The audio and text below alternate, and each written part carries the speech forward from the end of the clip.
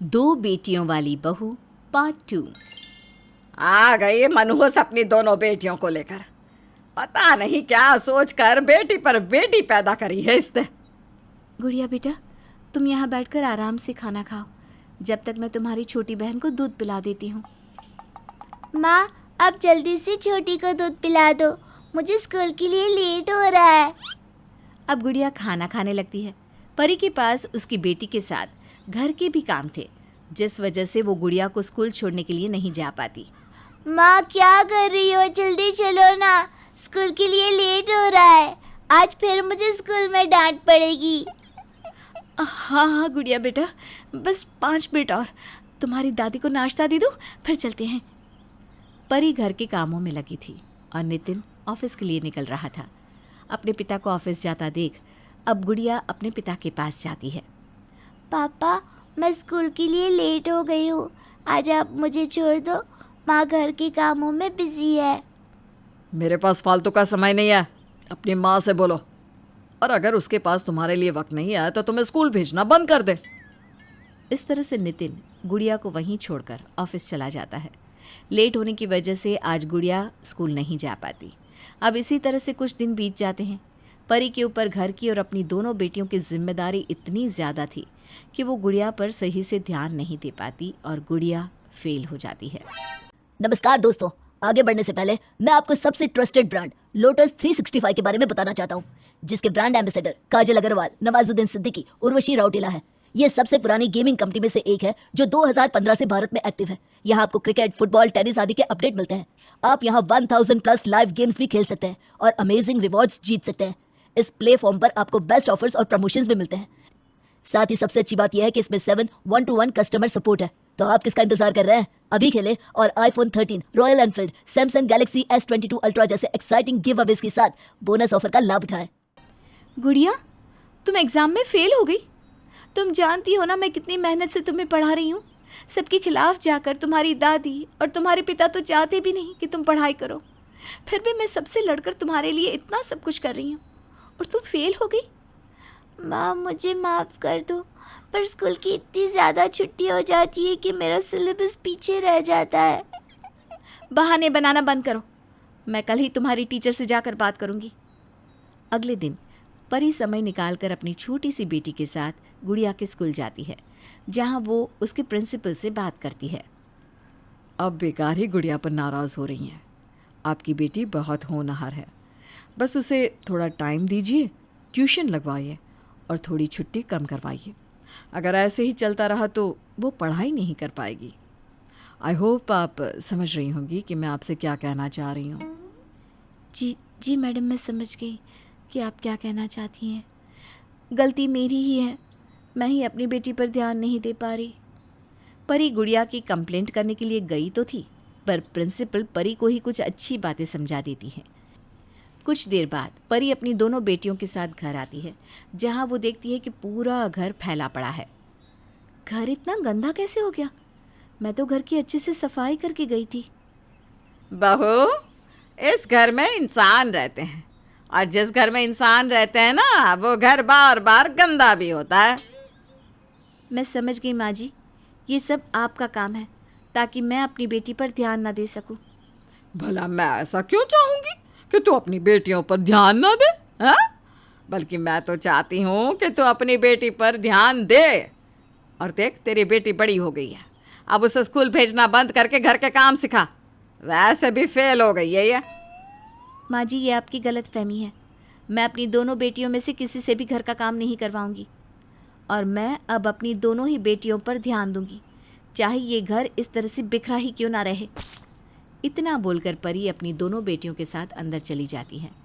पहली बार परी ने अपनी सास को जवाब दिया था। कल्पना को ये बात ज़रा भी रास नहीं आती। समय यूं ही गुजरता है। परी अपनी दोनों बेटियों और ख़ासकर गुड़िया पर पूरा ध्यान देती, उसे पढ़ाती।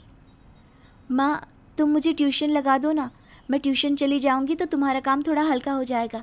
फिर तुम आराम से छोटी का और घर का काम कर लेना, दोनों की अच्छे से देखभाल कर पाओगी। आइडिया बुरा नहीं है। चलो, मैं तुम्हारे ट्यूशन के लिए कहीं बात करती हूँ। कोई ज़रूरत नहीं है ट्यूशन जाने की।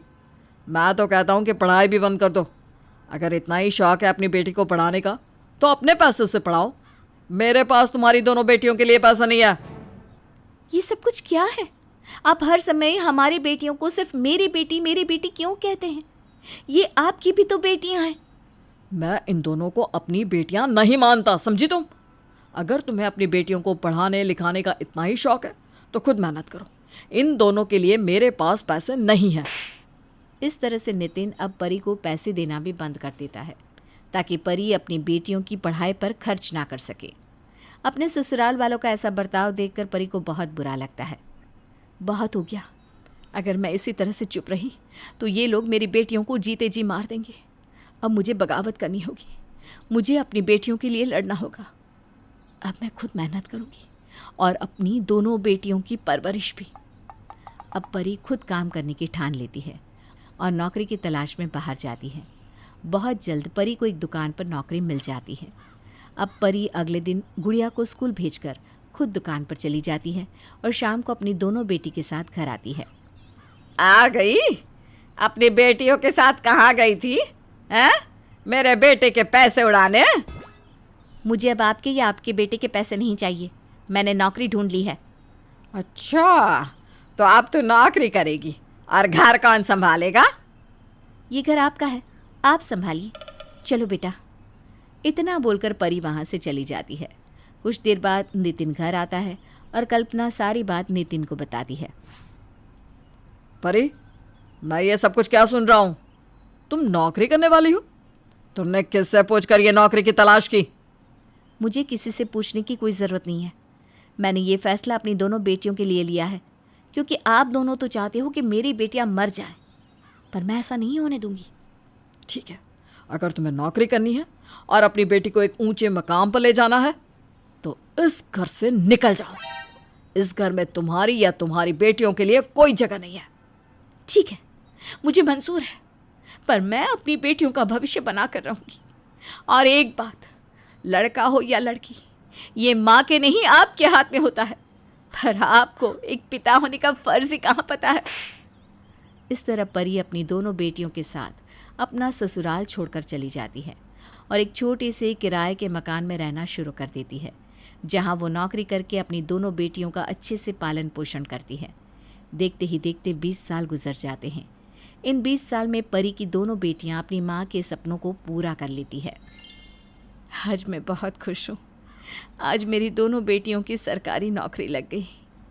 ये उन सभी के मुंह पर तमाचा है जिन्होंने मेरी बेटियों को बोझ कहा था। माँ, इमोशनल होने का समय नहीं है। चलो आज दादी और पापा से मिलने चलते हैं।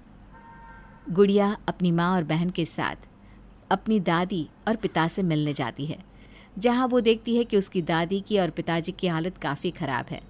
पर जब नितिन अपनी दोनों बेटियों को देखता है तो उसे अपनी गलतियों पर पछतावा होता है। परी, तुम सही कहती थी, हमारी बेटियां एक दिन आसमान को छू लेगी। पर मैंने कभी भी अपनी बेटियों को नहीं अपनाया, उन्हें बोझ समझा, हमेशा उनके रास्तों में रुकावट बनता रहा। मुझे माफ़ कर दो। बस करो पापा, मुझे तो बचपन से आपका और दादी का प्यार चाहिए था।